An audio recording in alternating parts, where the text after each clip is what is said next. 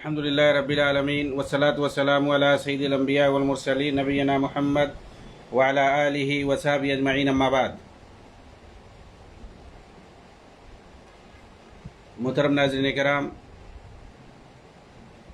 امام بربہاری رحمہ اللہ اپنی کتاب شرح السنہ کے اندر کہتے ہیں وَاعْلَمْ أَنَّ أَوَّلُ مَنْ يَنْظُرُ إِلَى اللَّهِ فِي الْجَنَّةِ الْأَضْرَاءُ ثُمَّ الرِّجَالُ ثُمَّ النِّسَاءُ بِأَعْيُنِ رُؤُوسِهِمْ كما قال رسول اللہ صلی اللہ علیہ وسلم إنکم سترون ربکم کما ترون القمر لیلۃ البدر لا تضامون فی رؤیتہ والایمان بہذا واجب وانکارہ کفر۔ اور یہ جان لو کہ بے شک جنت کے اندر سب سے پہلے اللہ تعالیٰ کو نابینا لوگ دیکھیں گے۔ اول من ينظر الى اللہ فی الجنت الاضراء، اضراء ضریر کی جمع ہے جو نابینا ہوتا ہے۔ جنت کے اندر سب سے پہلے اللہ تعالیٰ کو نابینا لوگ دیکھیں گے، اس کے بعد تمام مرد حضرات، پھر عورتیں اپنی کھلی آنکھوں سے سب دیکھیں گے، جیسا کہ اللہ کے رسول صلی اللہ علیہ وسلم نے فرمایا ہے ان قریب تم لوگ اپنے رب کو دیکھو گے جس طرح 14ویں رات کے چاند کو دیکھتے ہو کہ اس کے دیکھنے میں تمہیں کوئی پریشانی لاحق نہیں ہوتی ہے۔ اس پر ایمان لانا واجب ہے، یعنی اس عقیدے پر، اس دیدار پر، دیدار الہی پر، اس بات پر کہ جنت کے اندر اہل جنت اللہ رب العالمین کا دیدار کریں گے، اس پر ایمان لانا واجب ہے۔ وَإِنْكَارُهُ كُفْرٌ، اور اس کا انکار کرنا کفر ہے۔ تو یہ مطلب یہ بڑے عقائد میں سے ہے، مسلمہ امور میں سے ہے۔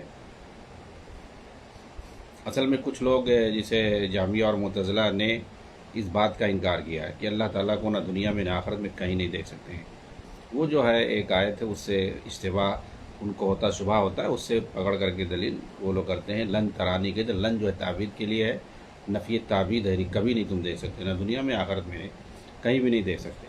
تو بہرحال یہ ان کا اپنا غلط استدلال ہے، کیونکہ بہت ساری آیتیں ہیں، حدیثیں ہیں جن سے واضح ہوتا ہے کہ اللہ رب العالمین کو آخرت کے اندر، جنت کے اندر دیکھیں گے مومنین۔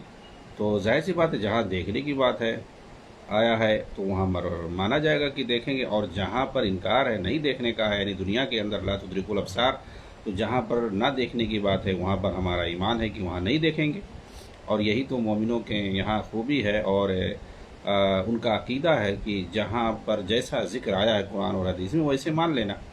دنیا کے بارے میں ہے کہ نہیں دیکھیں گے تو ہم مانتے ہیں کہ نہیں دیکھیں گے، اور آخرت میں ہے کہ دیکھیں گے تو وہاں مانتے ہیں دیکھیں گے۔ ہم اپنی عقل نہیں دوڑاتے ہیں معتزلہ کی طرح سے، کیونکہ معتزلہ ریشنلسٹ کو کہتے ہیں، عقل پرست کو۔ آج بھی معتزلہ، جدید معتزلہ آج بھی پائے جاتے ہیں، عقل پرست لوگ آج بھی پائے جاتے ہیں، اور اپنی عقل کی درانتی ہر جگہ چلاتے رہتے ہیں۔ ایسے عقل پرست بہت ساری حدیثوں کا انکار، یہ کیسے ہو سکتا ہے؟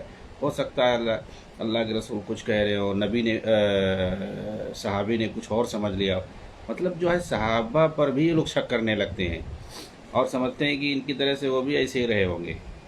بہرحال یہاں پر جو بیان کرنا ہے کہ یہ اس بات پر عقیدہ رکھنا، ایمان رکھنا کہ مومنین جنت کے اندر اللہ تعالیٰ کو دیکھیں گے، اور یہ اس پر عقیدہ رکھنا یہ واجب ہے۔ اور اگر کوئی اس بات کا انکار کرتا ہے تو اس کی وجہ سے وہ دائرہ اسلام سے خارج ہو جائے گا، جیسا کہ یہاں پر بتایا گیا۔ اب اس پیراگراف کی شرح کرتے ہوئے شیخ ربیع المدخلی حفظہ اللہ کہتے ہیں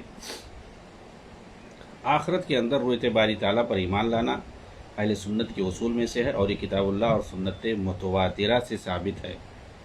اس پر 30 یا 28 صحابہ سے صحیح حدیثیں مروی ہیں۔ امام ابن قیم رحمہ اللہ نے انہیں اپنی کتاب ہادی الارواح میں نقل کیا ہے۔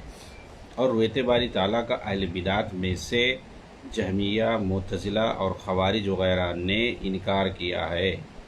ان لوگوں نے انکار کیا ہے کہ اللہ تعالیٰ کو کہیں نہیں دیکھا جا سکتا ہے، نہ دنیا میں نہ آخرت میں، کبھی نہیں۔ اور اس بارے میں وارد جو احادیث ہیں جن سے پتہ چلتا ہے کہ اللہ تعالیٰ کو مومنین دیکھیں گے جنت میں، محشر میں، تو جہاں پر دیکھنے کی بات آئی حدیثوں کے اندر، تو یہ سیدھا حدیثوں کی انہوں نے یا تو تعویل کر دی ہے یا یہ کہہ دیا کہ جو ہے یہ تو اخبار احاد سے اس کا تعلق ہے، اس لیے اخبار احاد عقیدے میں جو ہے حجت نہیں ہے، اس طرح کا مطلب انکار ہی کر دیا۔ اور اسی طریقے سے وہ آیتیں جن کے اندر دیکھنے کی بات آئی ہے تو اس کی انہوں نے تعویل کر دی، جیسے کہ قرآن کریم کی آیت کریمہ وجوہ یومئذ ناظرہ الی ربہا ناظرہ، اس دن کئی چہرے تر و تازہ ہوں گے، اپنے رب کی طرف دیکھنے والے ہوں گے، دیکھ رہے ہوں گے۔ چنانچہ انہوں نے اپنے باطل اصول کی روشنی میں اس طرح کی آیات کی فاسد اور باطل تعویل کی ہے، جس کی تائید نہ تو عقل کرتی ہے اور نہ ہی شریعت اور نہ ہی لغت۔ چنانچہ یہ کہتے ہیں کہ جو یہ آیت ہے الی ربہا ناظرہ، کہ وہ اپنے رب کی طرف دیکھ رہے ہوں گے، یہاں الی جو ہے یہ نعمت کے معنی میں۔ ارے بھائی الی کون نہیں جانتا ہے کہ الی ربہا الی حرف جر ہے، تو یہ جو ہے الی اسم کہتے ہیں، یہ اسم ہے اور الی معنی نعمت ہوتا ہے، جیسے جس کی جمع اعلیٰ آتی ہے، ہاں تو اعلیٰ اس کی جمع آتی ہے، اور واحد جو ہے الہ، ٹھیک ہے۔ لیکن یہاں جو ہے الہ کسی معنی میں بھی جو ہے نعمت کے نہیں ہے، کیونکہ الہ اگر نعمت کے معنی میں تو کوئی مطلب ہی نہیں بیٹھے گا۔ تو بہرحال اس طریقے سے ایسے بیکار جو ہے یہ لوگ تعویل کرتے ہیں کہ نہ اس کا عقل ساتھ دے، نہ شریعت ساتھ دے اور نہ ہی لغت ساتھ دے۔ فَبِأَيِّ آلَاءِ رَبِّكُمَا تُكَذِّبَانِ، تو اعلیٰ جو ہے جمع ہے اور اس کا واحد جو الہ ہے، لیکن یہ جو بیکار میں تعویل کرتے ہیں، یہاں الہ حرف جر ہے، حرف بہت ہی واضح ہے کہ یہاں الہ جو ہے حرف جر ہے، ایک چھوٹا بچہ بھی اس کو سمجھ جائے گا پڑھ کر کے کہ الہ جو ہے یہ حرف جر ہے۔ تو بہرحال جن کو انکار کرنا ہے تو کچھ نہ کچھ جھوٹے قصے بنائیں گے، جھوٹے بہانے بنائیں گے۔ ایسے ہی جن کو اپنے مذہب اور مسلک کو بچانے کے لیے حدیث کا تو ڈائریکٹ انکار نہیں کرتے تو اس میں تعویل کرتے ہیں، اور یہاں تک کہہ دیتے ہیں یہ منسوخ ہے۔ یہ اگر نہیں تعویل کرنے کی گنجائش ہوتی ہے تو فوراً کہہ دیں گے، یا تو معنی ہونا میں تحریف کریں گے، ارے یہاں جو ہے کمال مراد ہے، مطلب یہ کہ ہو جائے گی نماز لیکن ناقص ہوگی۔ ارے بھائی تم کو گوارا ہے ناقص پڑھو، ارے کامل پڑھو، کیوں ایسی تعویلیں کر رہے ہو؟ یا کہیں گے نہیں ہو پائے گا، کہیں گے یہ منسوخ۔ تعویل یا معنی کے اندر تحریف کریں گے، اس کی گنجائش نہیں ہوگی، تعویل کریں گے اور اس کی گنجائش نہیں ہوگی، سیدھا کہہ دیں گے منسوخ ہے، کیونکہ ڈائریکٹ تو انکار کریں گے نہیں، اتنا تو ہمت ہے ہی نہیں کہ انکار کر دیں گے ہم نہیں مانیں گے۔ تو بھائی اگر صاف انکار تک کر دیں گے تو منکرین حدیث میں آ جائے گا ان کا نام، منکرین قرآن، تو پھر جو ہے معاملہ بہت گڑبڑ ہو جائے گا، ایمان کا بھی معاملہ ہو جائے گا۔ اس لیے صاف انکار نہیں کرتے ہیں جو اس طریقے سے عقل پرست ہوتے ہیں یا جو تقلیدی ہوتے ہیں، ان کو اپنا مسلک بچانا ہوتا ہے تو اپنے مسلک اور اپنی جو ہے فکر، باطل فکر کو بچانے کے لیے یہ لوگ قرآن اور حدیث کو بھی انکار کر دیتے ہیں تعویل وغیرہ کے ذریعے سے، باطل تعویلوں کے ذریعے سے۔ ظاہر سی بات ہے اگر منسوخ نہیں ہے تو آپ منسوخ کہہ دو گے تو انکار ہی ہوا، یعنی گویا آپ نہیں مان رہے ہو اس لیے ایسا کہہ رہے ہو۔ یا یہاں تک یہ لوگ کہہ دیتے ہیں کہ یہ جو ہماری دلیل تو شافعی کی دلیل ہے، یہ مالکی کی دلیل ہے، یہ جو ہے حنابلہ کی دلیل۔ ارے مطلب تمہارے لیے قرآن نہیں اترا گیا، تمہارے لیے حدیث نہیں ہے کیا؟ تو حدیث اگر ان کے خلاف ہوگی تو یہ کہیں گے یہ دوسرے مسلک کے تھے، وہ ان کی دلیل ہے۔ ارے بھائی ان کی دلیل تمہارے لیے نہیں ہے کیا؟ وہ تم نہیں مانتے ہو کیا؟ تو اس طریقے سے بھی یہ لوگ بول دیتے ہیں کہ یہ حدیث ہمارے مذہب کے مطابق نہیں تو ہم نہیں لیں گے، یہ فلاں کے مذہب کے مطابق ہے، یہ ان کی دلیل ہے، نعوذ باللہ۔ تو اس طریقے سے بھی یہ لوگ حدیث کو حنفی شافعی بنا دیتے ہیں۔ ابھی تک اپنا حنفی شافعی تھے، اب حدیث کو بھی حنفی شافعی بنانے لگے یہ لوگ۔ چنانچہ بیان کیا جاتا ہے کہ دیوبند میں کوئی عرب سے ایک عالم آئے ہوئے تھے، اور ان کا جو ہے رشید رضا المصری، مصر کے ایک عالم تھے، تو دورہ کرنے آئے تھے، تو سنا کہ بھائی وہاں پر کوئی اس طرح سے بڑا مدرسہ ہے، تو وہاں ایک بڑے محدث مانے جاتے تھے انور شاہ کشمیری، وہ پڑھا رہے تھے، تو کوئی حدیث پڑھا رہے تھے تو ان کے مسلک کے خلاف تھی وہ حدیث، جی ہاں۔ تو انہوں نے یہ بات کہی کہ یہ حدیث جو ہے یہ ہمارے مسلک کے مطابق نہیں ہے، یہ جو ہے امام شافعی کے مسلک کے مطابق ہے۔ تو وہ سن رہے تھے تو کہے سبحان اللہ، جعلتم الحدیث ایضا حنفیا و شافعیا، کہ جو ہے یہ تو تعجب کی بات ہے، تم لوگوں نے حدیث کو بھی حنفی اور شافعی بنا دیا۔ ارے اپنا حنفی شافعی رہو، حدیث کو قرآن کو تم لوگ حنفی شافعی بنانے لگے. کیا وہ حنفی کچھ حدیثیں حنفیوں کے لیے آئی ہیں، کچھ حدیثیں شافعیوں کے لیے آئی ہیں؟ ایسا ہے کیا؟ تو جو اپنے مسلک کے مطابق نہ، تو یہ مطلب اپنا پہلے ایک مسلک بنا لیتے ہیں، پھر اس کے بعد جاتے ہیں قرآن حدیث ڈھونڈنے کے لیے. تو اہل حدیثوں کا معاملہ بالکل صاف ہے، ان کا اپنا کوئی مسلک منہج نہیں، جو کچھ قرآن حدیث میں ہے اسی کے مطابق. اسی لیے دیکھیں ان کی خوبی ہے کہ کوئی بھی ہو، اہل حدیث کا کوئی عالم ہو یا کوئی بھی عالم ہو، یہ لوگ کہہ ہی نہیں سکتے. اگر کہے گی کہ دیکھو فلاں نے غلطی، تو غلطی کی ہے تو صحیح ہے بھائی، غلطی کی کوئی بھی ہو غلط ہے.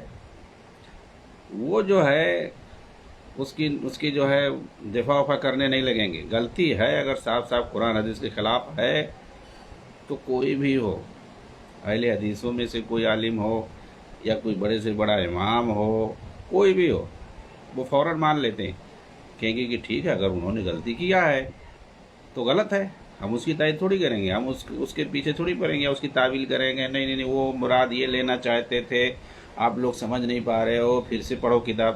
جیسے دیکھو یہ مودودی جماعت والے کے سب سے بڑا فرقہ پرست یہ لوگ ہوتے ہیں، سب سے بڑے جو فرقہ پرست، دوسروں کے فرقہ پرستی کا لیول لگاتے ہیں. سب سے بڑا، میں نے جتنا مطالعہ کیا ہے اور دیکھا ہے، سب سے بڑے جو ہے، میں نے اخوانیوں کو گہرائی سے میں نے مطالعہ کیا، ان کی کتابوں کو دیکھا ہے اور ان کے اصولوں کو میں نے پڑھا ہے. ہاں، سب سے بڑے جو ہے فرقہ پرست اور اندھ بھکت، مثالیں یہ لوگ دے دے کے سمجھاتے ہیں کہ اندھ بھکتی کیسے کی جاتی ہے. مردوں، جیسے مردہ جو ہے غسل دینے والے کے ہاتھ میں ہوتا ہے، اس کی کوئی اوقات نہیں ہوتی ہے، غسل دینے والا جیسا چاہے الٹے پلٹے. یہ کہہ رہے کہ اپنے امیر کے سامنے تمہیں ایسے ہی رہنا جیسے مردے ہوتے ہیں. جی ان کی کتابوں میں باقاعدہ لکھا ہوا ہے. اور بعض اصولوں میں لکھا ہوا ہے کہ جیسے فوجی ہوتا ہے نا، فوجی کمانڈر، وہ جیسے حکم دیتا ہے فوجیوں کو، فوجیوں کا کیا ہوتا ہے، ان کو جو ہے حکم کی تعمیل کرنا ہے. انہیں یہ نہیں دیکھنا، عقل نہیں لگانا ہے کہ کہاں کیا کہہ رہا ہے، کہاں جانا ہے، کیوں جانا ہے، کس لیے جانا، کچھ نہیں سوال کرنا. اگر وہ کہے گا آگے گھومنا ہے، پیچھے جانا ہے، ادھر جانا، ادھر جانا، ایسے تم کو ہاں ہاں یس یس کہنا ہے. تو یہ سب ان کے اصولوں میں لکھا ہوا ہے، اطاعت اور فرما برداری کو لے کر کے. جی ہاں، یہ کیا ہے، یہ تو اندھی تقلید ہے نا. مطلب یہ ہے کہ ہول سلنڈر جسے کہتے ہیں، ہول سلنڈر کی جسے استسلام کہتے ہیں اللہ تعالیٰ کے لیے، جو کہ اسلام کا حقیقی معنی ہے. اللہ تعالیٰ کے لیے اپنے آپ کو پورے طور پر سرنڈر کر دو، سر تسلیم خم کر دو.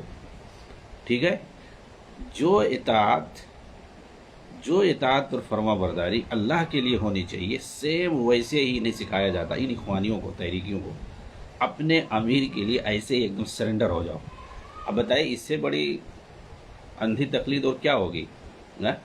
تو یہ تو اس طریقے سے اندھے مقلد ہوتے ہیں اور اس طریقے سے یہ فرقہ پرست ہوتے ہیں، اپنے جو ہے مرشدوں کا، اپنے امیروں کا اس طریقے سے یہ لوگ دفاع کرتے ہیں اپنے اماموں کا. جی ہاں، آپ جو ہے صحابہ کے بارے میں اعتراض کرو گے وہ لوگ کچھ نہیں بولیں گے.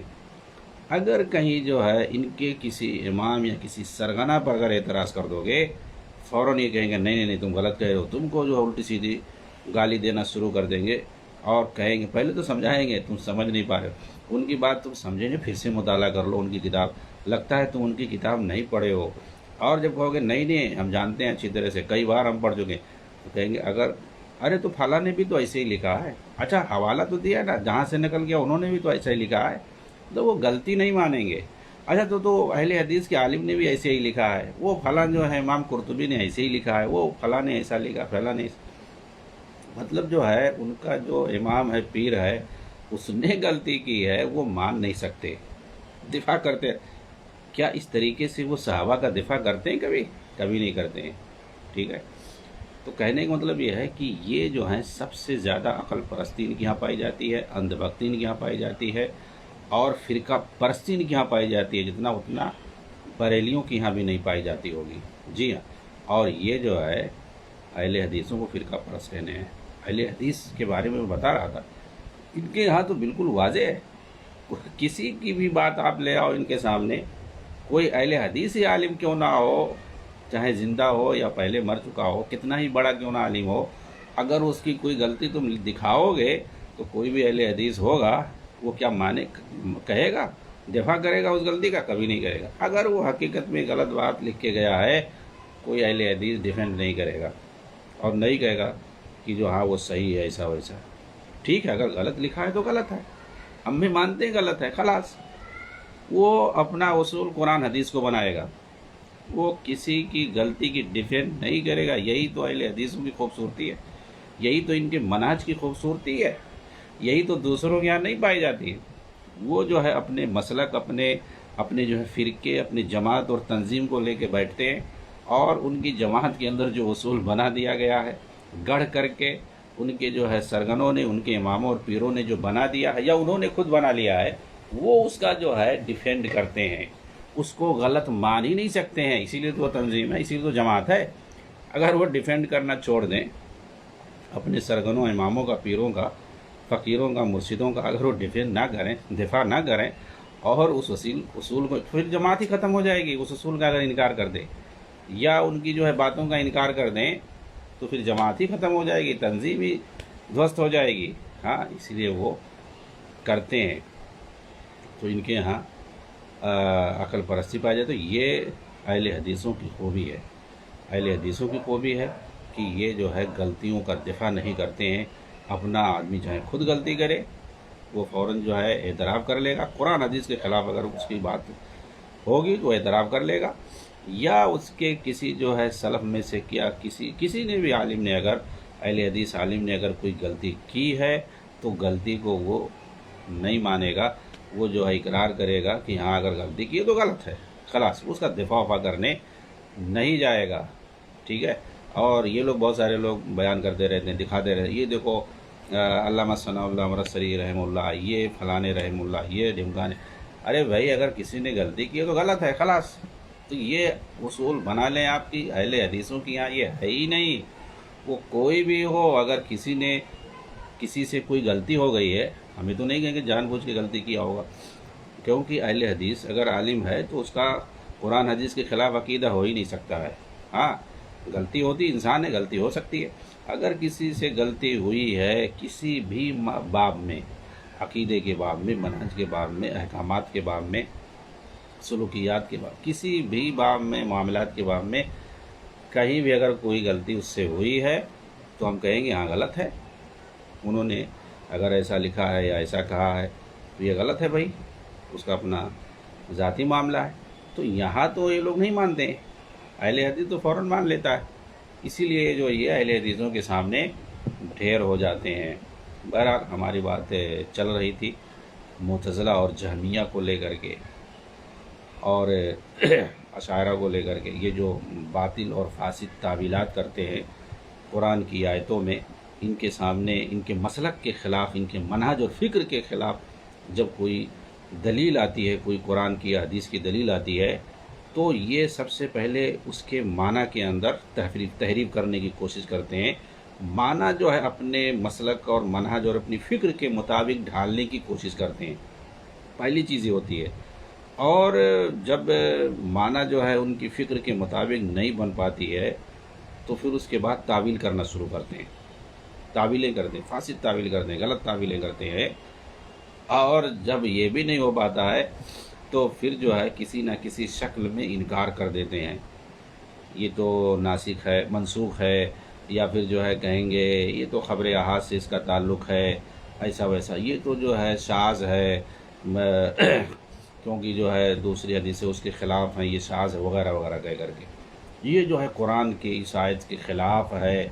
मतलब मुख्तलिफ़ बातें कह करके, कुछ ना कुछ कह करके उस हदीस का या उस दलील का वो लोग इनकार ही कर देंगे। ये अकल में आने वाली नहीं है। कैसे मौदूदी क्या कहते हैं, एक रात में 99 औरतों के पास जाना जो है ये इंसानी फितरत में शुमार। हाँ, एक रात में इतने घंटे, और घंटे मिनट का हिसाब लगा रहे। अरे भाई, हदीस है, सही बुखारी की हदीस है और एक नबी के बारे में है, तुम जो है घंटे और मिनट का हिसाब लगा रहे हो। नौज़ बिल्लाह, मान लो सीधा सीधा। हदीस जस्सासा या बंदर वाली जो रज्म वाली हदीस है बुखारी शरीफ के अंदर है, उसका जो है अरे अल्लाह के रसूल कुछ और बता रहे थे और उन्होंने ये समझ लिया। तो इस तरीके से हदीसों का इनकार। जी हाँ, تو عقل پرستی ان کے یہاں کوٹ کوٹ کر کے بھری ہوتی ہے۔ تو بہرحال اس تعلق سے، یعنی اللہ رب العالمین کو دیکھنے کے تعلق سے، جسے ہم رؤیت باری تعالیٰ کہتے ہیں، تو جنت کے اندر، آخرت کے اندر مومنین اللہ تعالیٰ کو دیکھیں گے۔ اس کے لیے بہت ساری دلیلیں، اور اہل سنہ والجماعہ یہ مانتے ہیں، ٹھیک ہے۔ کچھ ہیں باطل فرقے جیسے جہمیہ ہیں، معتزلہ ہیں، یہ لوگ نہیں مانتے ہیں۔ تو سب سے پہلے اس میں واضح دلیل ہے الی ربھا ناظرہ، یہ واضح دلیل ہے اس کے لیے قرآن کے اندر۔ اسی طریقے سے قرآن کریم کی ایک آیت ہے للذین احسنوا الحسنى وزیادہ، جن لوگوں نے نیکی کی ان کے لیے نہایت اچھا بدلہ، حسنہ اور کچھ زیادہ ہے۔ تو دیکھیے یہاں جو ہے حسنہ اور زیادہ دو چیز ہے، دو چیز یعنی دو انعام سے اللہ تعالیٰ نوازے گا، کن کو؟ محسنین کو، مومنین کو۔ تو یہ حسنہ اور زیادہ ہے کیا چیز؟ اب آدمی اگر حدیث کو نہ دیکھے، حدیث کو چھوڑ دے اور کہے قرآن کو اپنے حساب سے سمجھ لیں گے، تو بتائیے جو ہے ان کے یہاں جیسے یہ کون ہے، غامدی وغیرہ، یا اس طریقے سے بہت سارے لوگ جو نئی نئی تنظیمیں بنتی ہیں نا، اگتی ہیں، یہ لوگ جو ہے قرآن کو بس اپنی عقل سے سمجھنے کی کوشش کرتے ہیں۔ میں کہتا ہوں کہ اس میں وہ کیا سمجھیں گے؟ اگر حدیث کے ذریعے سے اس آیت کی تفسیر نہ کی جائے للذین احسنوا الحسنى وزیادہ، یہ کیا سمجھ میں آئے گا؟ کچھ بھی نہیں ان کو پلے پڑے گا۔ صحیح مسلم کی ایک حدیث ہے باقاعدہ، اس کے ذریعے سے سمجھ میں آئے گا کہ حسنہ مطلب اچھا بدلہ، بہتر بدلہ، اور زیادہ معنی زیادہ، جو عربی میں زیادہ ہے وہی اردو میں زیادہ ہے، اور بھی زیادہ ملے گا ان کو۔ تو بھائی قرآن تو کہہ رہا ہے کہ جو لوگ نیکی کرتے ہیں، جنہوں نے نیکی کیا، احسان کیا، اللہ تعالیٰ جو ہے انہیں جو ہے اچھا بدلہ دے گا۔ تو کیا مطلب ہے؟ تو اس سے مراد کیا ہے؟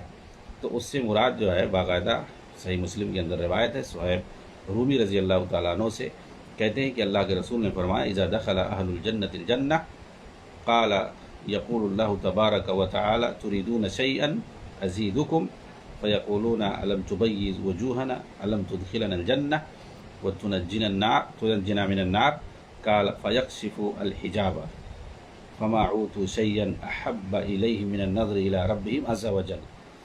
کہتے ہیں اللہ کے رسول نے فرمایا کہ جب جنتی جنت میں چلے جائیں گے تو اللہ تعالیٰ فرمائے گا کیا تمہیں اور کچھ چاہیے؟ تو وہ کہیں گے اے اللہ کیا تو نے ہمارے چہرے کو سفید نہیں کر دیا؟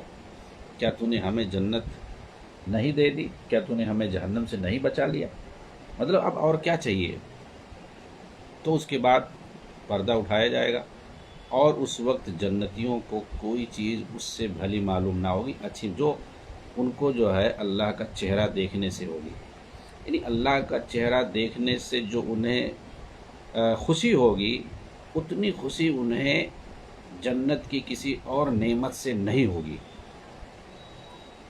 تو اس حدیث کو پیش کیا جاتا ہے اس کی تفسیر میں، یعنی حسنہ سے مراد جنت ہے اور زیادہ سے مراد دیدار الہی ہے، کہ یہ چیز جو ہے سب سے بڑی نعمت ہوگی۔ ایک تو سب مطلب جنت میں چلے جانا، اور جنت میں جا کر کے وہاں جو نعمتیں ہوں گی، تمام نعمتوں میں سب سے بڑی جو نعمت ہوگی وہ اللہ کا دیدار ہوگا، کیونکہ اللہ رب العالمین کو دیکھنے کے بعد انہیں جو خوشی ہوگی اتنی خوشی اور انہیں اور کسی چیز سے نہیں ہوگی۔ اسی طریقے سے صحیح مسلم کے اندر ایک روایت ہے، سیدنا ابو ہریرہ رضی اللہ تعالیٰ عنہ حدیث کے راوی ہیں، کہتے ہیں کہ ان اناسا قالوا لرسول اللہ صلی اللہ علیہ وسلم یا رسول اللہ هل نرى ربنا یوم القیامہ فقال رسول اللہ صلی اللہ علیہ وسلم هل تضارون في رؤية القمر ليلة البدر قالوا لا یا رسول اللہ قال هل تضارون في الشمس ليس دونها سحاب قالوا لا یا رسول اللہ قال فإنکم ترونه كذلك۔ اللہ کے رسول فرماتے، مطلب کچھ لوگوں نے اللہ کے رسول سے عرض کیا کہ کیا ہم اپنے پروردگار کو قیامت کے روز دیکھیں گے؟ تو اللہ کے رسول صلی اللہ علیہ وسلم نے فرمایا کیا تم ایک دوسرے سے تکلیف محسوس کرتے ہو 14ویں رات کے چاند کو دیکھنے میں؟ یعنی اس وقت بہت زیادہ بھیڑ ہو، ہجوم ہو، اور ایک ساتھ دیکھو تو کچھ تکلیف ہوتی ہے 14ویں رات کی چاند کو دیکھنے میں؟ تو لوگوں نے کہا نہیں، مطلب کتنی بھی بھیڑ ہو لوگوں کی، لیکن چاند کو تو آدمی آرام سے دیکھے گا، کیونکہ اوپر ہوتا ہے، آرام سے آدمی دیکھ لے گا، کتنی بھی بھیڑ ہو دنیا زمین پر۔ تو کہا کہ اللہ کے رسول کتنی بھی بھیڑ ہو، ہم جو ہے چاند کو دیکھنے میں کوئی مشقت محسوس نہیں کرتے ہیں۔ اسی طریقے سے آپ نے سورج کے بارے میں پوچھا کہ جس وقت بدلی نہ ہو، آسمان بالکل صاف ہو، تو کیا سورج کو دیکھنے میں تمہیں کوئی دقت محسوس ہوتی ہے؟ حل تضارون فی الشمس لیس دونہا سحاب۔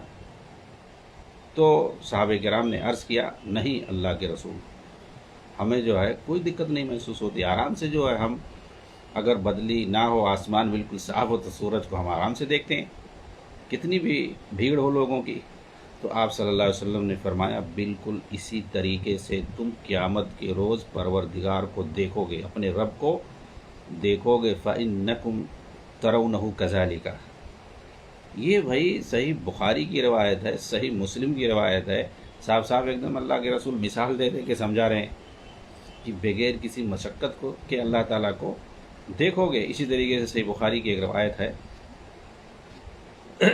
ابو سعید خدری رضی اللہ عنہ کی، دیکھیں دو صحابہ کی روایت ہے، یہ تیسرے صحابی ہیں، کہتے ہیں کہ لوگوں نے عرض کیا اے اللہ کے رسول هل نرى ربنا يوم القيامة؟ قال النبي صلی اللہ علیہ وسلم نعم، هل تضارون في رؤية الشمس بالظهيرة ضوء ليس فيها سحاب؟ قالوا لا، قال وهل تضارون في رؤية القمر ليلة البدر ضوء ليس فيها سحاب؟ قالوا لا، قال النبي صلی اللہ علیہ وسلم ما تضارون في رؤية الله عز وجل يوم القيامة إلا كما تضارون في رؤية أحدهما۔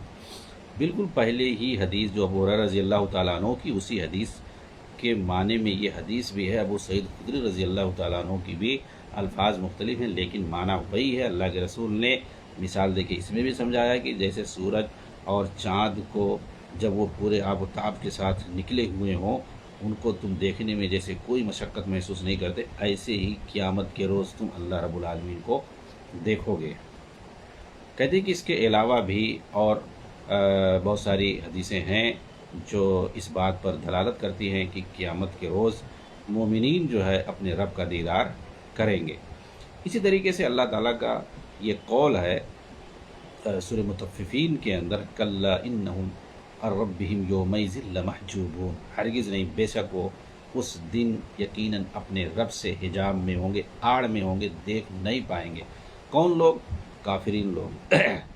کفار کے تعلق سے اس آیت میں جو کہا گیا ہے وہ لوگ نہیں دیکھیں گے، مطلب یہ ان کے لیے گویا ایک طریقے سے دھمکی ہے، یا یہ کہہ لیں کہ سزا ہے کہ وہ اللہ کا دیدار نہیں کر پائیں گے۔ تو اللہ کا دیدار کرنا آخرت کے دن ایک نعمت ہے، اور کسی کو کہا جائے کہ یہ اللہ کا دیدار نہیں کریں گے تو یہ ان کے لیے ایک سزا ہے، سمجھ لیجئے کہ وہ دیدار نہیں کریں گے۔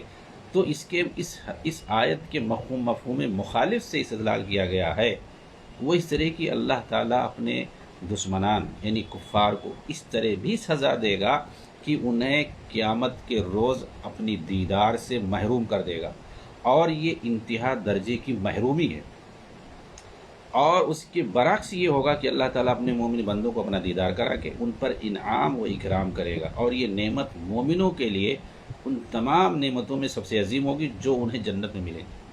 اور جنت کی نعمتوں میں حور و قصور سے لے کر میوے، باغات، نہریں اور ان کے علاوہ بہت سی عظیم نعمتیں ہوں گی جنہیں صرف اللہ کے کوئی نہیں جانتا ہے۔ پھر بھی یہ ساری نعمتیں جن کے بارے میں حدیث میں آتا ہے، ایسی نعمتیں ملیں گی جنت کے اندر جن کے بارے میں نہ تو کسی آنکھ نے دیکھا ہے، نہ کسی کان نے سنا ہے، نہ کسی انسان کے دل میں ان کا خیال گزرا ہے۔ اس طرح کے حدیث میں باتیں آتی ہیں جنت کی نعمتوں کے بارے میں کہ کسی بھی انسانی خیال اور ذہن میں جو ہے دل و دماغ میں اس کا خیال تک نہیں گزرا ہوگا۔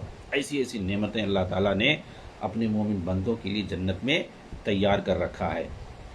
لیکن پھر بھی ان تمام نعمتوں میں سب سے بڑی جو نعمت ہوگی وہ کیا ہوگی؟ اللہ رب العالمین کا دیدار۔ یہ اہل سنہ والجماع کے اصول میں سے ہے کہ اللہ رب العالمین کا دیدار وہاں پر ایک بہت بڑی نعمت ہوگی، اور جو اللہ کے نیک بندے ہوں گے، مومن ہوں گے، وہ جو ہے میدان محشر میں اور اسی طریقے سے جنت میں اللہ تعالیٰ کا دیدار کریں گے۔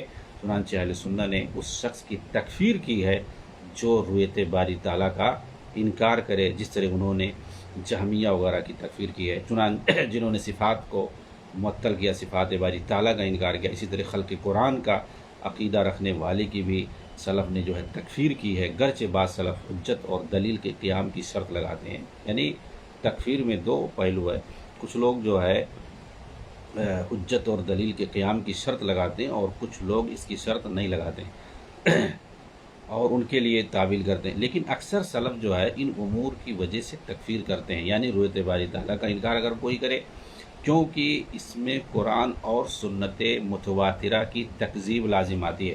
اچھا ایک چیز ہے یہ ذہن میں رکھنی چاہیے، عام طور سے تکفیر جو کی جاتی ہے نا، وہ کہیں نہ کہیں قرآن اور حدیث کی تکفیر، یعنی اللہ رب العالمین کے وحی کی تکفیر لازم آتی ہے، تکذیب لازم آتی ہے، تو وہاں پر جو ہے سلف کھل کر کے اس کی جو ہے تکفیر کرتے ہیں۔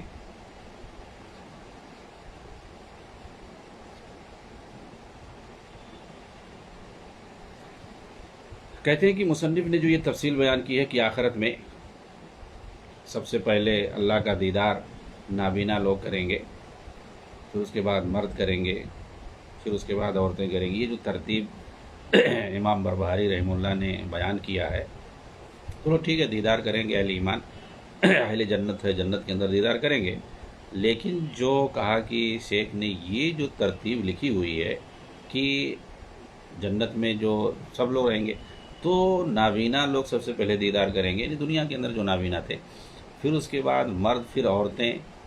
یہ جو شیخ نے یہ ترتیب لکھی ہے اس کے بارے میں مجھے نہیں پتا، یہ کون کہہ رہے ہیں؟ شیخ ربیع کہہ رہے ہیں، کیونکہ اس تعلق سے مجھے کوئی دلیل نہیں ملی آج تک کہ بھئی یہ ترتیب یہ انہوں نے کہاں سے ذکر کیا، اور میں سمجھتا ہوں کہ کوئی دلیل ثابت نہیں ہے اس بارے میں۔